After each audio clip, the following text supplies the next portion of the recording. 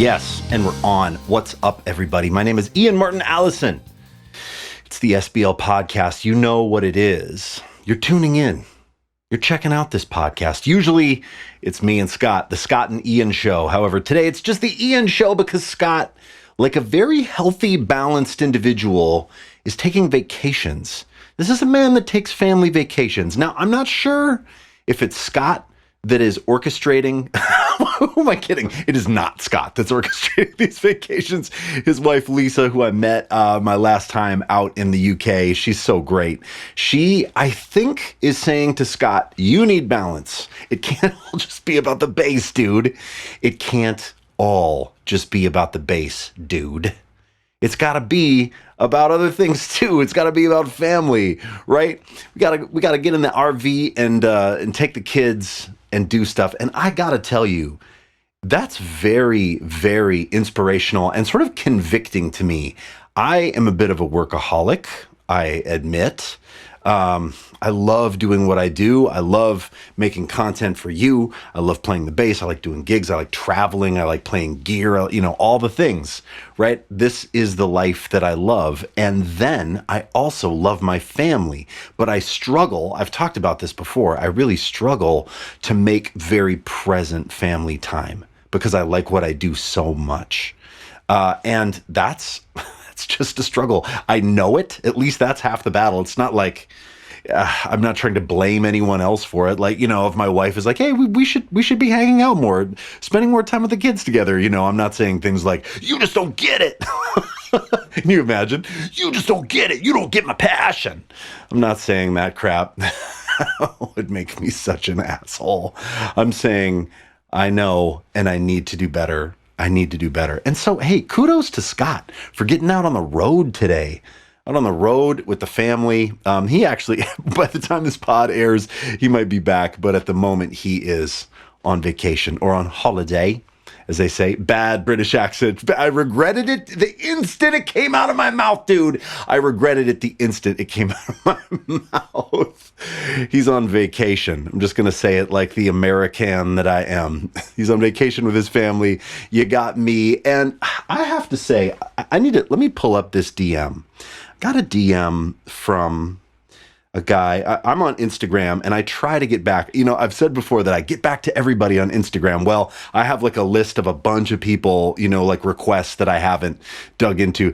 Let me give you a tip. If you send me a DM on Instagram, right? I'm Ian Martin Allison. I'm sorry that I did that to you. Ian Allison was taken, and now people call me Ian Martin Allison, which is so funny to me because, I did it out of necessity, and my mom still calls me that when she's pissed at me. So here's the thing. It's Ian Martin Allison on Instagram. Sorry, I'm one of those 3-name douchebags. But if you send me a DM, make it short. I don't know. What if you just make it short? What if you make it nice and short? Sometimes when I get ones that are like, if you're not seeing, I'm stretching my fingers real wide as my head. If I have to scroll multiple times, I'm not going to get back to you. Maybe ever, or not at least in the same way that I would if you make it nice and concise and to the point. Is that an asshole thing to say? It's just true for me. It's true. It's what's too long didn't read, TLDR. But I want to read it. I just don't always. Check this out. I got a DM, and usually I don't name names, but in this case, I think I'm just going to. It's Victor Pagan on Instagram. So Victor, if you're listening to this, man, thank you so much for this question. You said, dude, I've been meaning to ask you, what's your approach to playing bass at church? I picked up the bass about 2 years ago, but I've played keys for about a decade at church. I immediately got an SBL membership, but I'm finding it a little difficult to apply it in my church context. Non-gospel, Bethel-esque. Now, if you don't know what that means, I'll explain it to you. I think my people would be happy if I play the root and that's it. Any tips? And then he says, thanks for mentioning that you play at church on the podcast and not taking a massive shit on it. Victor, you're welcome. And thank you. And then we go on to chat a little bit, but it really made me think about this. I've been wanting to do an episode. I've alluded to this in other episodes where I've talked about There's two worlds that seem to be disparaged, or in Victor's words, shit on. I think I've said that too, right? But there's two worlds in music where that happens. It's in like event band space where you're either playing at weddings or parties or cover bands, right? Or whatever that is. And Scott and I even did an episode where we talked about maybe the perceptions on that are changing. Could just be sort of a generational thing. When I came up, like the thing was to like get into a band and play like real music, like your own original music. And if you went too long playing covers, like how I grew up anyway, or at least in my friend group, it was not cool. It was not cool. And then the same too was true for me with church. People would refer to it as like church gigs, or like, I gotta wake up early from a church gig. Terrible. Oh, they don't even let me smoke at the church gig. That's so dumb. No one has actually ever said that sentence to me. But you know what I'm saying? You hear people talk that way, or like, oh yeah, I gotta go play a wedding, brown-eyed girl, and like Don't Stop Believing, all that, right? You hear people disparage those types of gigs, or at least I do. I have had that in my life. And I've kind of, like, in some ways, I totally understand it. I understand that the pinnacle is getting into a great band and having success, or being a side musician and touring with a great artist, and, right, some kind of creative endeavor that makes you feel really fulfilled. But that's not always the reality for everybody, right? And not everybody wants that. If you're honest, not everybody wants to be slogging it out in a van with a band until you get huge, or not, right? Not everybody wants that life. Some people want to play at the coffee shop. Some people want to play at weddings. Some people just play in church. And I don't mean just, I should have used the word only. Some people only play in church, and some of those musicians in all of those spheres are super legit and incredible, right? So I think I said at one point, I don't want to be the guy that like plants the flag for like the cover band musician or the church musician. But this, you know what? Today on the podcast, I'm planting the flag. Okay, I want to tell you about both of those environments, which I know really well, at least in my town, in Minneapolis, where I live. I moved from Montana to Minneapolis. I've pretty much made all of my music professionally in the city of Minneapolis, which has two very strong scenes, a very strong, like, evangelical church scene, and I'll explain what that means in a moment, and also a very strong cover band or like event band scene. And I have done a lot of both of those things, and I have to say, I have loved them. And I've been sort of surprised by how much I've loved them. And I haven't loved every aspect of them, right?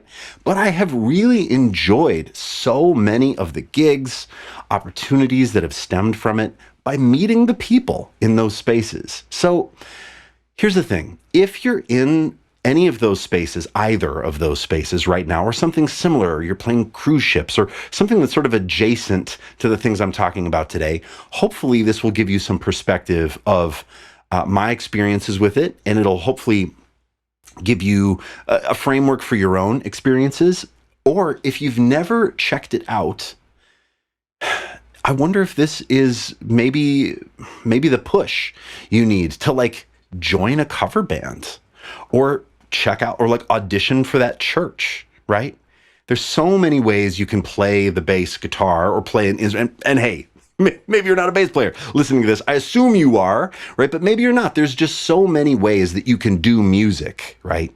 And these two spaces are really fruitful in a lot of ways, and I want to talk about them. And also some caveats and some horror stories and some pitfalls and all the things.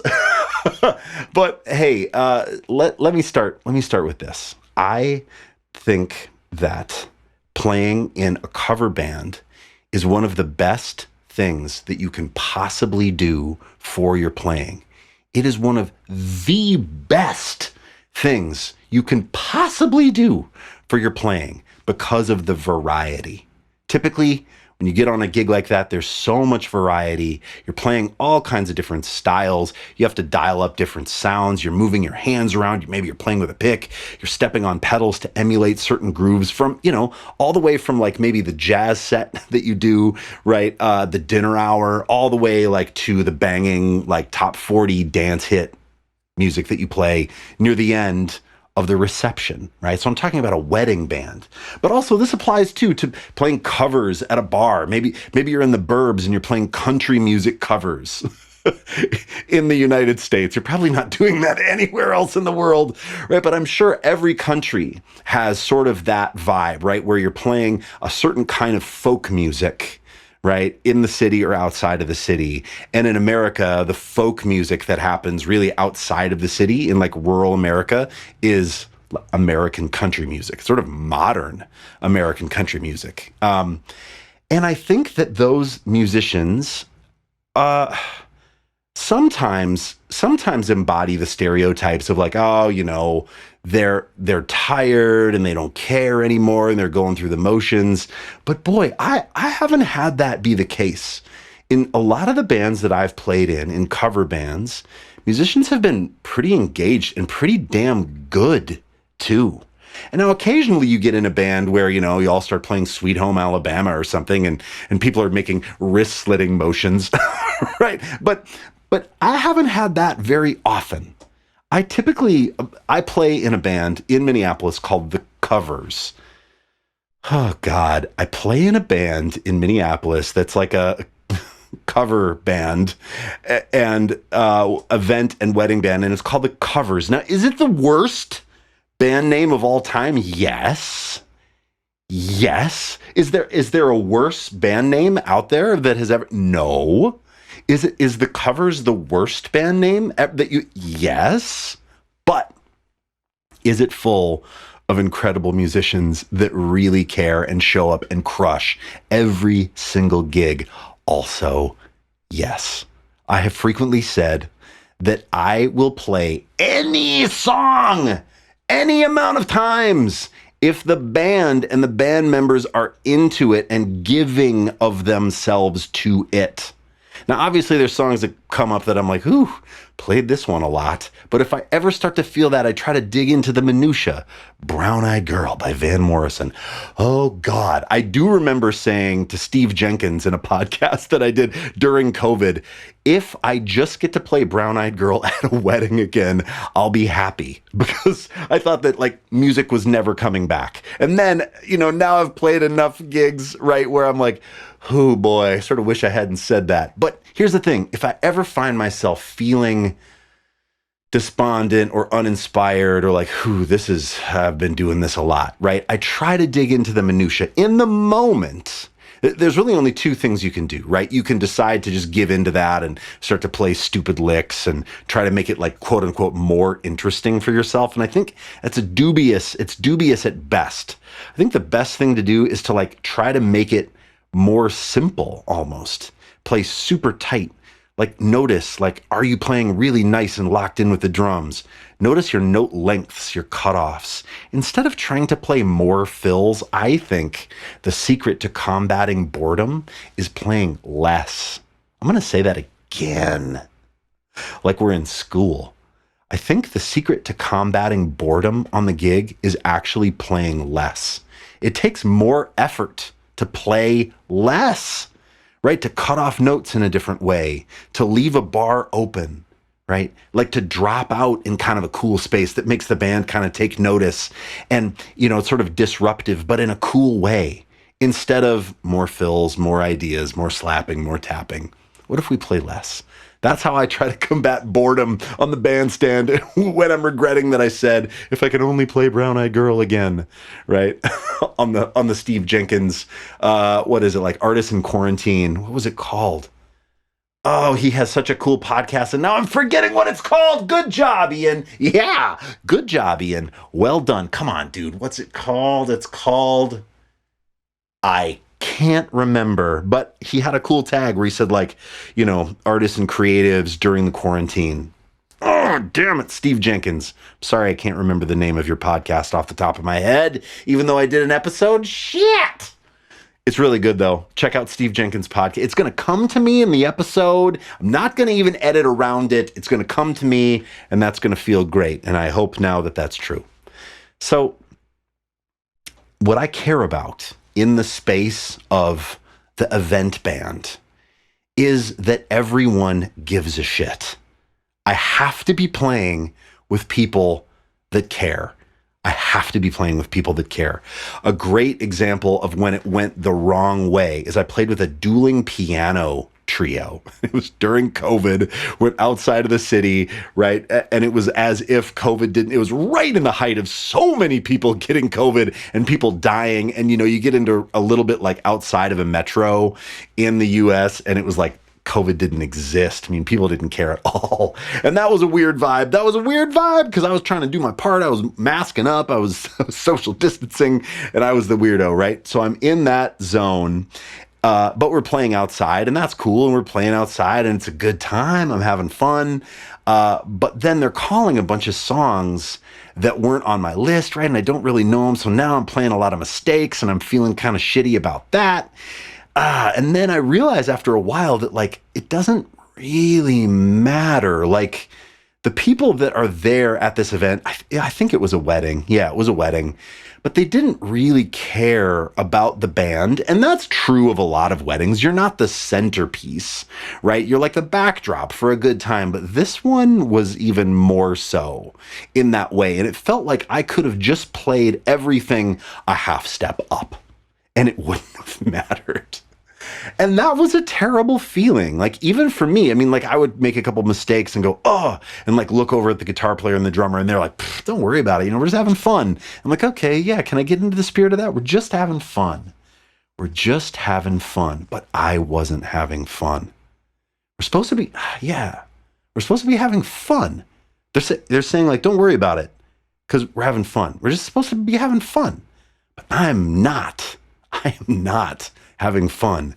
I'm like, why is that? And at the end of the gig, the guitar player, who's an awesome guitar player, and I've played with him in a bunch of stuff, he's amazing, came up to me and said, man, isn't it fun to have a gig where nothing matters? And I said, no. He was like, man, isn't it just awesome to like do a gig where like it kind of really doesn't just matter. You're getting paid to just sort of like whatever, and you're trying stuff, and there's no consequence really. It doesn't matter. And I was like, no.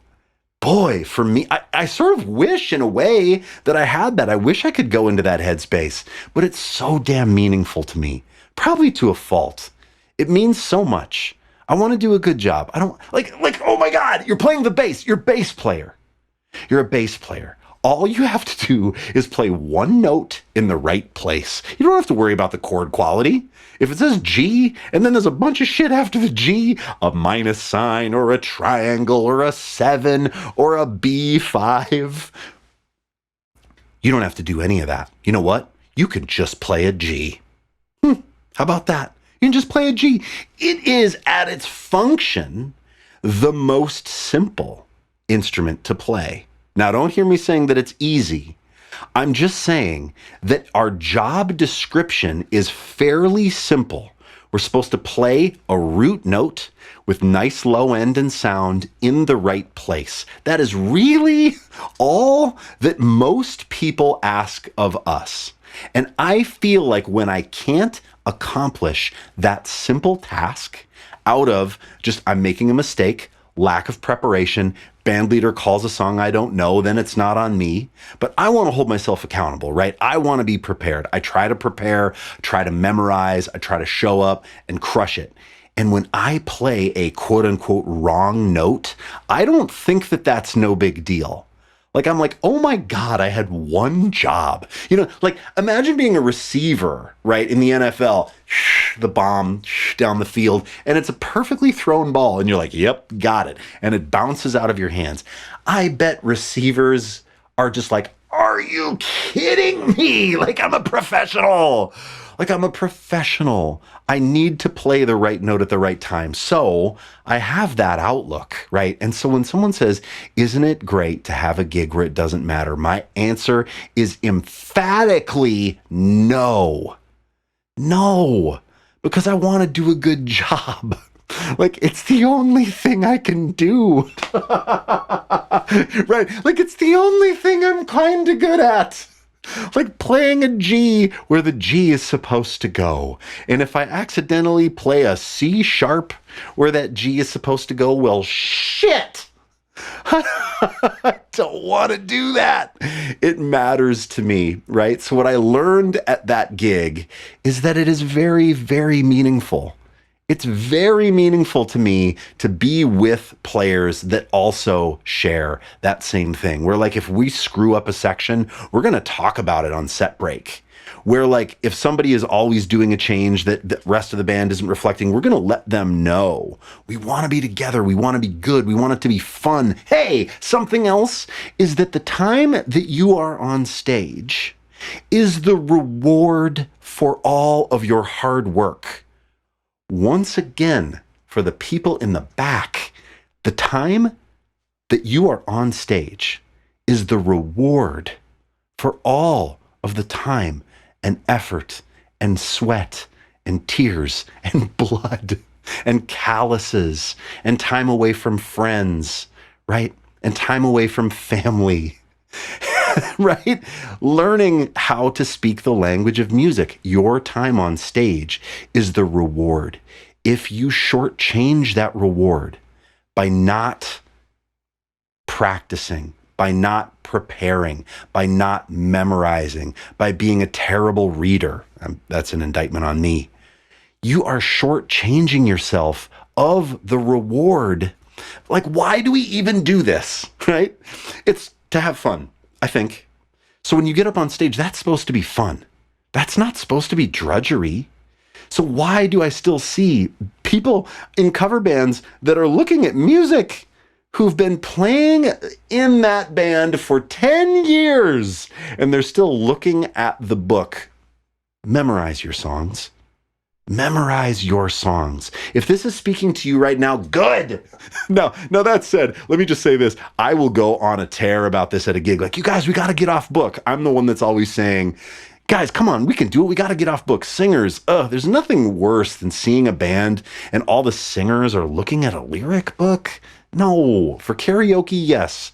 For a live band, no. Get off of the book, right? And it's easy to do. You just have to put it away and then spend some time playing the songs without looking at the charts. Now, there was a gig that I was like, you guys, we got to get off book. We got to do it. We got to do it. We're all memorized. Come on. Everyone's like, I don't know. And then the band leader called a song. So I had like put all my stuff away. I have like a stupid iPad on a stupid stand. I hate the way that looks so much. Oh, I hate it so much. It's probably aesthetically, I'm aesthetically motivated. And it's probably part of the reason I want to memorize, because I hate like looking at an iPad on a stupid stand, on a stupid microphone. Like, oh God, I hate that. So just for me, for you, you might love it, and that's fine. But for me, I hate it. I hate the way it looks. So look at, and the light is shining on your face, and dude, oh, I hate it so much. So I had put mine away. I'm like, I'm doing the whole gig, right? I'm memorized. I'm all good. There are a few that I needed, but not anymore, you guys, because I prepared and I'm all set, right? And then the band leader was like, "Sweet Love" by Anita Baker, and I was like, oh dear God. Sheepishly, and my eyes got wide and everyone just died laughing. And I like saunter over to Alex, who was playing guitar. Shout out to you, Alex, dude, that you saved my bacon, dude. That night, I like saunter over. I'm like, bro. And he's like, yeah, all right, buddy, come on over to my chart, to my lovely chart. Oh, and so of course it bites you in the ass occasionally. But I really want to endeavor to know this music. Anytime I play with somebody, I want to know those songs. I don't want to be constantly looking at charts. Now, if there's a few notes that you need, that's fine. A set list with some notes. But that's one thing I want to say to you today on the old SBL podcast. Is this the year of you getting off of charts? I don't know. I can't answer that for you, but I'm going to ask it again. Is this the year that you get off charts? For the band that you've been playing in for 5 years, dude. The band that you've been playing in for 8. You mean to tell me that you've been playing in this band for 13 years and you're still looking at the freaking book, dude? No. No, it's time. It's time because we're endeavoring to play well. We're endeavoring to care. We're endeavoring to memorize. And when you do, then you're able to have fun. And guess what? At that point, you do not shortchange yourself. You do not rob yourself of the reward. The reward is playing music on a stage, live, with nice sounding in-ears, with a cool sounding amp, whatever, with your pedal board, with your bass that you just put these new strings on that you love and you're excited to try them out on a gig. The gig is the reward. Make sure that you're doing everything possible to make that an enjoyable, fun experience. It has mostly to do with preparation. It has mostly to do with preparation. Here's the thing. Before I close up this segment on cover bands, I want to make a pitch to you. I want to tell you that I think it's one of the spaces where you grow the most. There are so many different songs and styles and sounds that you have to do that if you join a band like that and you take it really seriously, it will grow your playing by leaps and bounds. You're going to learn so much. You're going to learn all this music. You're going to learn how to go from song to song quickly because the drummer's going to count stuff off faster than you're ready for because you're flipping through your frickin' book, right? You're going to have a amp die on stage and have to figure it out and plug into a DI and get it through a tiny little 8-inch wedge monitor for the rest of the night and hate your life and then wonder why you brought that esoteric tube amp on the gig, right? That happened to me, right? All of these things battle harden you. It battle hardens you. It makes you so much more impervious to folly, to failure. It makes you so much better at all kinds of music. You got to walk a ballad in the first set. You've got to play with a pick and play Shut Up and Dance. Shout out to Walk the Moon. I'm the guy, you guys, I'm the guy in the wedding band that's like, have you checked out the other songs from Walk the Moon? Have you checked out Kamikaze? Do you enjoy one foot in front of the other? I do. I love Walk the Moon, right? So I love getting to play these songs. I absolutely love it because it gives context to all the things that you do. It rounds you out so much. It's amazing. Quick anecdote too about this before we move on. I had an opportunity to sub for the great Nick Salisbury. Nick Salisbury is an incredible bass player. If you wouldn't mind, go check out Ashley Still and Nick Salisbury's record, Firefly. They did a record that is just bass and voice, and it was absolutely super influential, way ahead of its time. Big influence on me doing the bass voice duo stuff that I do. Incredible. Nick Salisbury is amazing. Session bass player in Minneapolis. He calls me and he's like, hey dude, will you sub with this band called the Irresistibles? And I was like, maybe. Yeah, I was mid-20s, 26. He was like, here's the deal. It's a lot of songs. It's like 70 songs, but they're all in a book. You wouldn't have to memorize because you're just subbing in at one time. And the money's not great either. I'm like, oh, okay, 70 songs. He's like, yeah. And I was like, and what's the money? And he's like, it's $100. And I said, oh. And he said, but it's really a great band leader. Shout out to the legendary Mick Sterling. Mick Sterling is a saint, an incredible singer, incredible man in Minneapolis, been working so hard his whole life, putting on great shows. It was Mick Sterling's band. Nick says to me, it's Mick's band. It's really fun. And it's kind of a lot of like R&B, some kind of cool deep cut stuff and really good songs. And I said, yeah, okay. And I think he could tell that I was like about to say no. And he said, hey, let me ask you this. He's like, look, I know it's a lot of songs and I know it's not a lot of money, but let me ask you this. How well do you know this material? How well do you know how to play like R&B, Motown, like style, like Stax, soul, R&B, Motown style bass playing? And I said, not very well. And he said, well, check it out. If you studied with me or you studied with a bass player, what do you think they would have you do? And I said, oh no, I know where this is going. Learn songs. And he's like, Yeah. You'd probably learn some scales. You'd probably learn some chord tones. And then they would have you apply that to songs. And then he said, no. Now check this out. In that transaction, would you be paid? And I said, right, no. And he said, right, you'd pay to learn the songs. So what if you thought about this as like you're essentially going through a crash course in this genre that you don't know very well, and instead of paying for it, you will be paid to learn it. And I thought that that was some of the best advice that I had ever been given in my life. So I want to say the same thing to you. Now, obviously, I'm not saying to you, say yes to everything. Say yes to at the cost of your health, at the cost of your family. No, it's about happiness, right?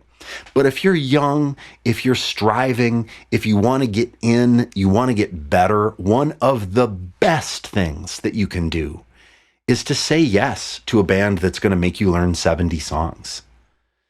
I worked my ass off for that gig. And then guess what? I got to do it a bunch. I got to play a bunch with that band. And then I met a bunch of people from that band that made other bands, and I played with those people. And then they had other bands, and right? Like, it just has legs. If you prepare for that gig, even though it's just $100, if you prepare for that gig like it's $10,000, like it's the most important thing that you've ever done in your life, what happens is people see that, and then you get 1,000 other opportunities, making more money, playing cooler songs, or playing, other cool songs, I should say, because that set list was insane. It was so good. I was playing all this Amy Winehouse music. I was playing like deep cut Robert Palmer tunes that were so dope. Sly and the Family Stone tunes, like Marvin Gaye, right? Donny Hathaway. That was not stuff in my 20s that I was playing in my like original rock band. So if you find yourself wondering, what can I do to get better? How can I branch out? I'm in a rut. There's so many things that you can do to address that. But one thing is, if you're not already involved in some kind of event band space, get involved. Get involved. You won't believe how much it will grow you. Now, obviously, there's a other side to the coin. Obviously, right? Like, if that's all you do, this is just like anything though. If it's all you do, yeah, you can get burned out. Yeah, do you want to play Don't Stop Believin' at the end of the night for the rest of your life? Probably you don't, right? But do it for a little while and then do something else. It's going to grow you so much. So I hope And two, like, just know that I have such respect for people that do that and do it really well. So, like, cover musicians, people that play in event bands, are some of the most badass musicians out there. They are, right? And now listen, if that's you and you're like, oh yeah, but I'm so burned out on it, then you need to do the opposite. Then you need to prioritize something that isn't your cover band. You need to jump out of that space a little bit. Take a weekend off, sub a weekend out, and book a day at a studio with your friends and jam and see what happens. Make a side project, right?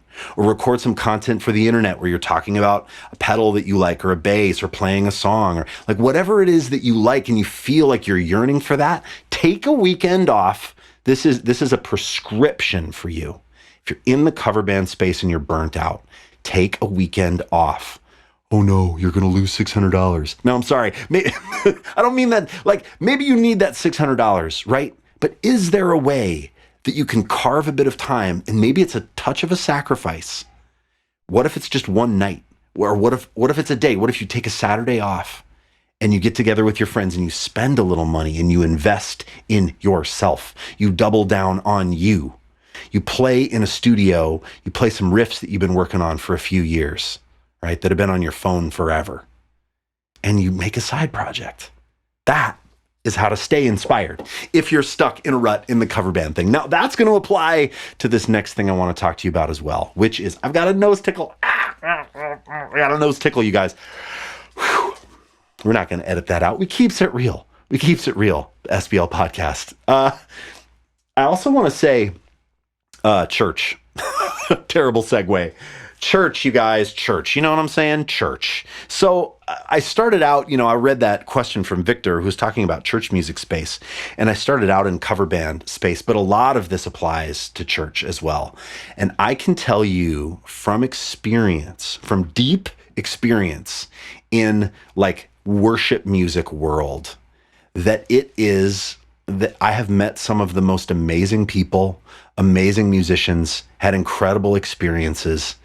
Even despite all of my misgivings, maybe about political motivations, about the church, about the culture, about certain belief systems, I've struggled with those things. And then I thought, oh, these people are going to be terrible. And because, we don't see eye to eye. We don't vote the same and then I have had lovely experiences with the people in that environment. Lovely, shockingly lovely to me.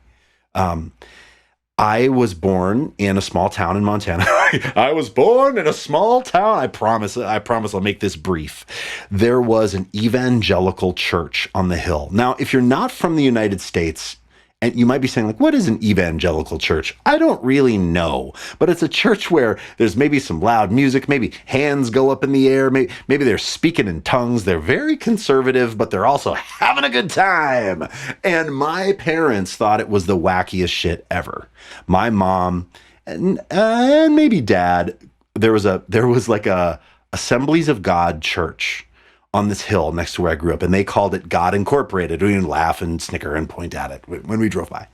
And I remember that I had friends that went to that church, and my mom's amazing, but my mom was like not that cool with me going to that church. In fact, or even like listening to Christian music. I had friends that loved like DC Talk, like Jars of Clay, right? And she was like, I would rather you be listening to Sly Stone and like Metallica and the Beatles and Zeppelin and Van Halen. That's like real music, and that is of the world, and it's not this whippy, like crazy whippy end of the branch like Christian music. So while my friends in youth group were like burning their Green Day CDs, my mom was like, no Stephen Curtis Chapman in this house. And it's so wild. So like I grew up in the Episcopal Church, which is sort of, if you don't know what that is, it's like the tradition and trappings of a Catholic Mass, but in a very liberal space, right? Gay bishops, like super inclusive, tackling issues that the Catholic Church wouldn't want to tackle, or the evangelical church wouldn't want to tackle with a 10-foot pole. And that's just how I grew up, right? And then I had an opportunity to teach at a college called North Central University in Minneapolis. I was working at a music store. The music store gig ended. Mars Music, the whole chain folded. And I had an opportunity. It was like, change of career time, right? I was playing in an original band, loving that, but I needed to make some money. Wasn't really hip to doing the cover band thing yet, right? Because I was dead focused on my original band. And I was writing down things that I could do. Like, I like it. And one of the things I wrote down was vending machine guy. And thankfully, my dear friend Matt Kirkwald, who at the time worked at this little Christian school in Minneapolis, said, this school needs a bass teacher desperately. And I applied to this school. And now North Central University, still operating, still doing just fine in downtown Minneapolis. It is an Assemblies of God college. And Assemblies of God, I don't know too much about the denomination, but I do know that it is charismatic and conservative, very conservative. And there was this thing that everyone had to sign if you worked there or went there, like a lifestyle, like code of conduct thing. And, one of the things was you couldn't drink, which just blew my mind. And the funny thing was, I don't drink. I'll never forget Herb Johnson, Dr. Johnson. Shout out to Dr. Johnson. Was interviewing me for the gig, and I think they had somebody, they had interviewed someone for the gig who, like, they tried to make them sign this lifestyle contract, and the person was like, this is not biblical, this has nothing to do with Jesus, this, right, and had this threw this big fit, and they're like, and so so Dr. Johnson, who's interviewing me, says, okay, Ian, yeah, boy, you sure seem like a great candidate for this job. Can I ask you, what is your relationship with alcohol? And I said, oh, I don't drink. And he was like, you're hired. I mean, not really, but right. So the funny thing was, right, this church, it wasn't a church, sorry, a college, but a Christian college. I went into this space thinking, oh man, there's this lifestyle contract that's so weird. Oh, it's a denomination that my parents really slagged on when I was a kid. It's going to be full of crazy people and and they're not the same politically, and they're right. And then what did I find? Pretty much to a person that everyone was lovely. So many people in that space, or in other spaces, in spaces that you are not familiar with. They're trying to do the thing that they think is the right thing. Maybe you don't think it's the right thing, but they think it's the right thing, right? And they're going to do that thing. And instead of thinking that they're evil and insane and crazy and horrible, and what if you meet them? What if they're struggling with it too? What if they were raised in a home that was very conservative, and that's the place, that was their only option to go to college, and they're kind of towing the line, but they have a lot of questions about it? What if you talk to those people? What if they help you see a certain side and you help them see a certain side? What if you become really good friends? Right? These are all things that happened to me as a bass teacher at North Central University for 10 years. I was there for 10 years. As a result of that job that I was really sort of scared of in the beginning, because I felt like I was, like my mom was like, oh no, you're going to work for the cult. I mean, and some people would say it is a cult. Some people would say, oh, yeah, that's a cult. But what isn't a cult? Right? I mean, what I discovered, without going too far down that road, was a lot of really well-intentioned, amazing people that I bonded with, and I was surprised. And so many opportunities came out of that. One opportunity was playing worship music in the church. Now, again, if you're not from America, it's so wild. The evangelical rock and roll sort of Coldplay megachurch thing doesn't exist as intensely in other places like the UK. The Hillsong model, the Bethel model of a big, huge multi-site megachurch where there's a stage and lights and smoke and big screens and incredible production and stand in this mark because the light cue and the words on the back of the screen, and right, that scene is thriving in America, for better or for worse, depending on who you ask. Okay? Depending on who you ask, for better or for worse. And now I want to make a very clear distinction. When I talk about playing in church, for me, it was not in the American Black Gospel Church. So Michael League, for instance, went to school at North Texas and spent some time in Dallas playing in Black gospel churches, American Black Gospel Church. And that scene could not be farther away from the evangelical, rock and roll megachurch vibe. Not to say that there aren't different races in either side, but the gospel church really thrives on not so much improvisation, but on, there is a value in going for it. In bass playing, you see gospel bass players playing a lot of notes, playing fills, slapping. There is this exuberant expression that comes out of that scene. And it's not just wanking, it's within confines, and you have to know how to play it well. And the gospel players are monsters, like Andrew Goucher, Sheree Reed, monster players. But it is such a different aesthetic and value than the rock and roll evangelical megachurch. And that value is restraint. There's a value on don't distract.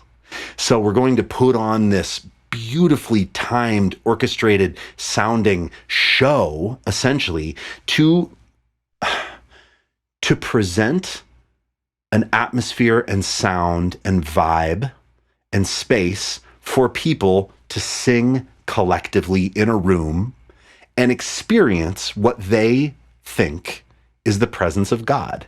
And I'm not saying that with any, I'm not saying what they think. I'm not looking down at my nose. But there is a vibe there where it's like, we're here for a reason. The reason is to create an experience for people to come together and sing and declare things with one another that make them feel closer to a spiritual presence. That spiritual presence in the American evangelical megachurch being Jesus Christ, the Son of God. Right? And again, the black church, like the black gospel church, is similar. Like they're creating an environment. It's just a different environment. They don't have the same ideas of distraction that the like rock church does. Distraction, like if someone played a huge giant fill in the rock and roll Bethel Hillsong style church, that would be seen as like, you're maybe shining too much of a light on yourself and your own ego and your own ability, and that's going to distract people from looking up, and they're going to look at you, and that's seen, for better or for worse, as a bad thing, or as a thing that you don't do. It's not part of the vibe. Whereas in the American Black Gospel Church, drawing attention is how you praise. Pretty cool. Both of them have valid points. But I just want to tell you that the time that I spent, and still in some ways do spend, I play at one church less and less now, but called Upper Room in Minneapolis. And I've been there for a long time, and my family goes, and we love it. And it's incredible. And it is not an evangelical church. It's a very liberal, it's a very liberal church, actually. But the time that I have spent in like rock and roll evangelical megachurch has taught me so much. And so many people disparage it. You hear people talking about, my church gig, or like, the songs are so easy, or the songs are so boring, or they just want me to play root notes. And, contrast that with the gospel church where, wow, I mean, you can play a lot and get claps for trying to go crazy on the instrument. And that, has diminishing returns too. You still have to play song forms but there's this vibe in that evangelical rock and roll church of like, play the root note, play what's on the record, and don't distract the room. And sometimes that's seen by a lot of people as like a negative thing or as boring, right? And I'm here to tell you that if you just decide that it's a thing, it doesn't have to be your thing that you always do. But if you just decide that that's a thing and it's valid, just like if you played a jazz brunch, you're going to play walking bass lines. And you're probably not going to be like, these walking bass lines are so stupid and like boring. I mean, maybe you feel that way, but it's the thing that you do for that genre of music. What I'm saying is I encourage you, if you're doing it and you're bored, or if you have wondered about doing it, I'm encouraging you to just like embrace what it is. And what it is playing very simply with incredible, impeccable gridlock time feel, with incredible tone, right? And incredible attention to detail around attack, evenness, cutoff, sound, all of those things, playing the perfect whole note that fills that auditorium with low end in the bridge, right? And then going to a slow driving quarter note that breaks into a slow driving eighth note that breaks into a 16th note thing before the release into the last chorus. That stuff you don't get anywhere else. So just like the cover scene, playing in church, it's a thing. It's such a thing. When I started doing it, I was like so many people that didn't grow up in that. I thought it was dumb. I thought it was dumb and stupid and simple, and I needed the money, and I liked the people. I did not like the music, but I really liked the people, and I liked that I got paid. So in the gig triangle, remember, the gig triangle, you have compensation, hang, relationship, and the quality of music. If you like the music, I had 2 out of 3. And as Meatloaf would say, y'all, 2 out of 3 ain't bad, right? So I was happy to do it because I had 2 out of the 3. But check it out. The longer I did it, the more I started to realize, oh, restraint is the value here. It's not playing big fills. It's not always trying to do something flashy. It's not thinking, oh, the bass player probably sucks in this band, so I'm going to show him how. I mean, I actually thought that in my 20s, that like, oh, the players that play on these records are terrible, and so I'm really going to do something cool. That is the most naive, shitty thing to think. It is not true. The players that play, like right now, after this podcast, go check out David Curran. David Curran is a bad motherfucker on the bass. And excuse my French, David Curran, if you ever hear this, dude, you are so great. Killing bass player that plays for, I believe he's played for Carrie Job, plays for so many artists. I wish I could rattle them off, but I don't have them in front. He makes HX preset, like presets for the stomp. He's so well versed in that contemporary Christian world. He plays so beautifully. He's a killer player, and it is an art form, right? Check out David Curran. And you're just going to see, like, if you dive into this world, don't think about it as, roll your eyes, it's a church gig, lame, everything's so easy. Is it? If you hear a board tape back, do you like how you sound?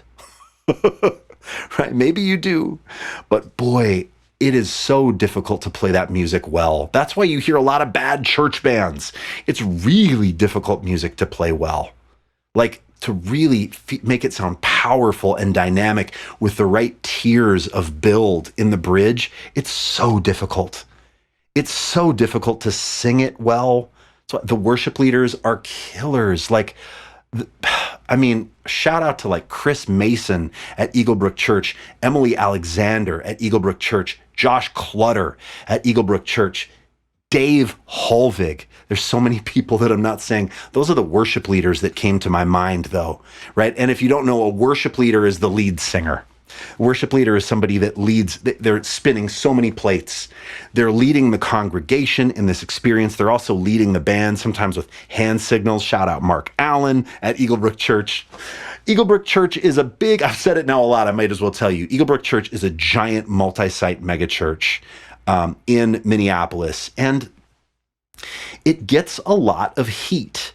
Like, it takes a lot of flack for being what it is, which is a big multi-site megachurch.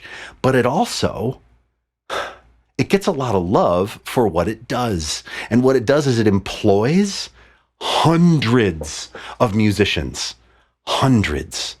And if you think back to when the Catholic Church was buying music, or essentially, paying Mozart to compose, you can think about the modern church as doing the same thing.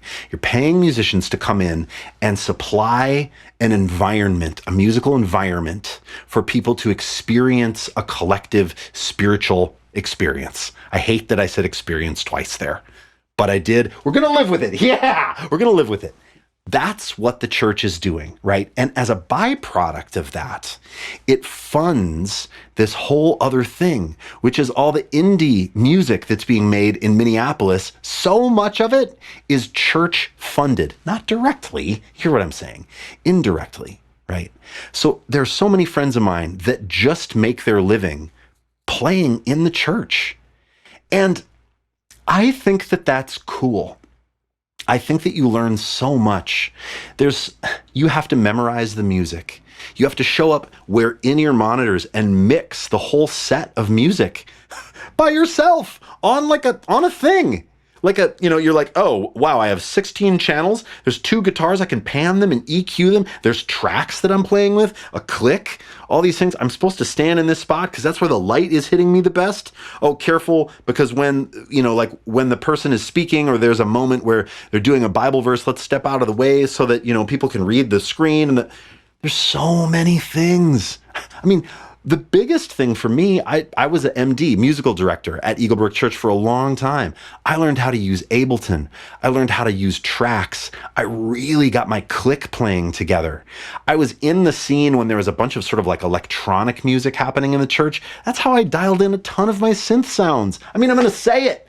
I don't think that I would be playing all the synth-based stuff that I'm doing now on a bunch of people's records without the modern evangelical megachurch experience in my life. I know that I wouldn't, because I had an avenue to explore that stuff.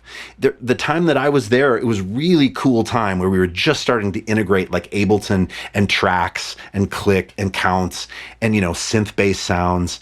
And I didn't view that as like stupid. Oh, stupid. We're going to play with tracks. Oh, I can't, the click ruins my groove. Like all that like immature crap that people say. No, I saw it as an opportunity to grow.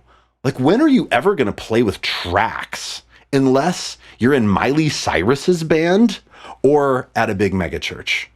Right? So get that experience. Get that experience, right?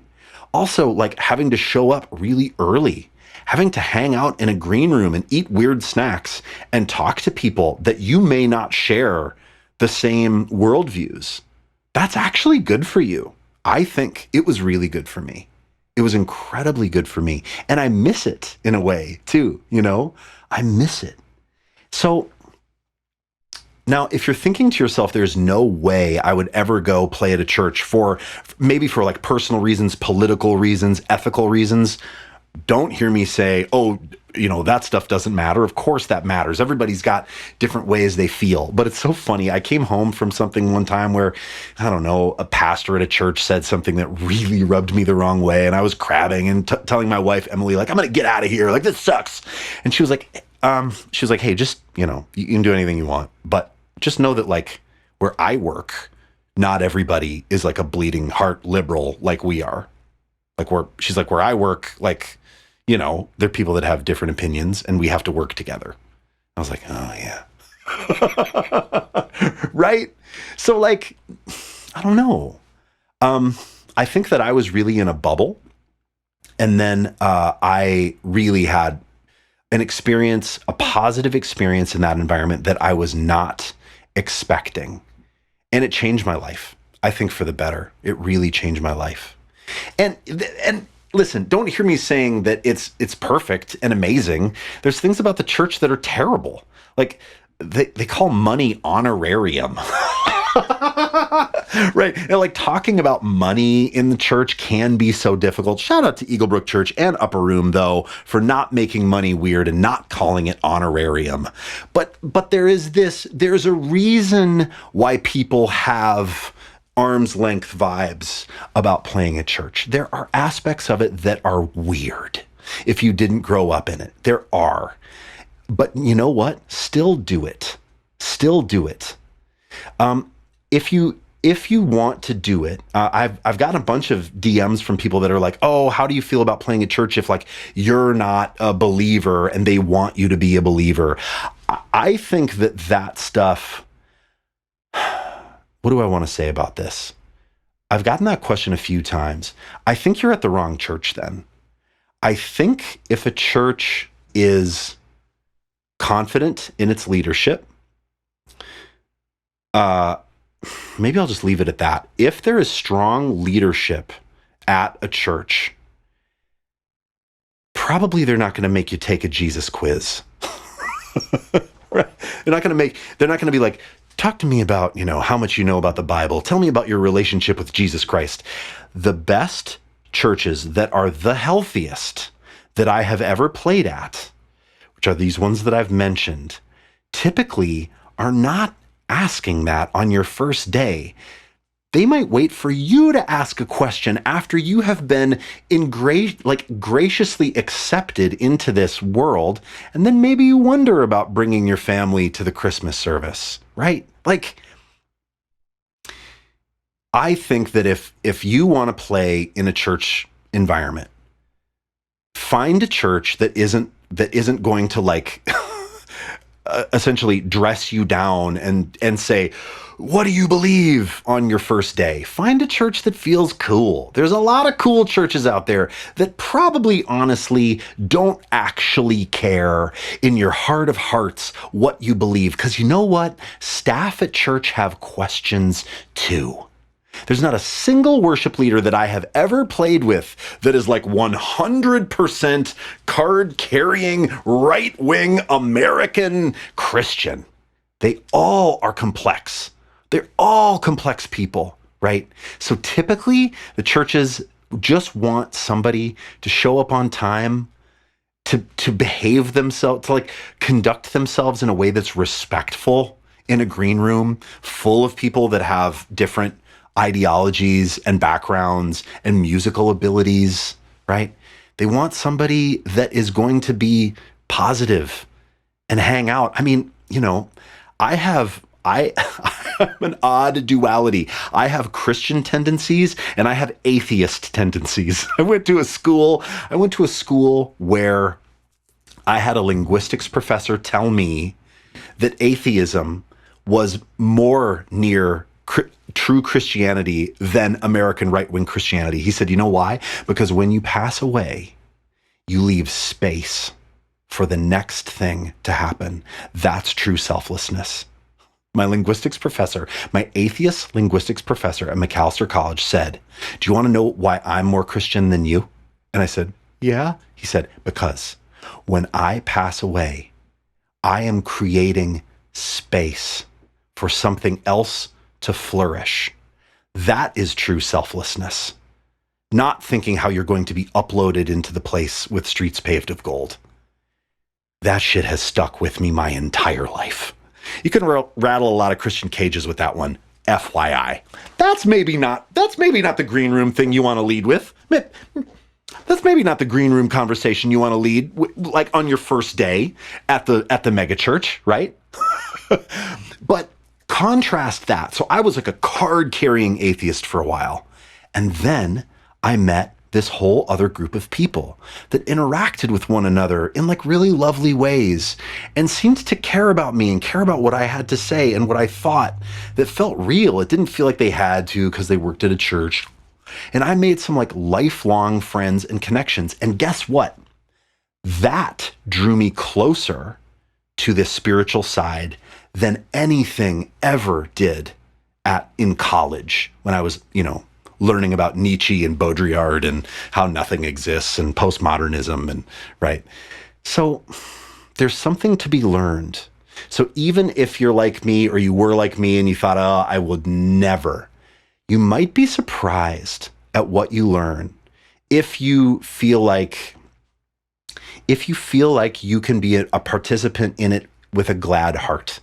Like, don't do it if you think you're just going to hate it and you're kind of wanting to like secretly kind of like tear it down and kind of infiltrate. Like, I know people like that. They're like, oh yeah, man, I'm going to do it. And I'm, and they have this sort of like this idea that like, they're going to ask really terrible, like not terrible, but like really provocative questions in the green room and make it really awkward.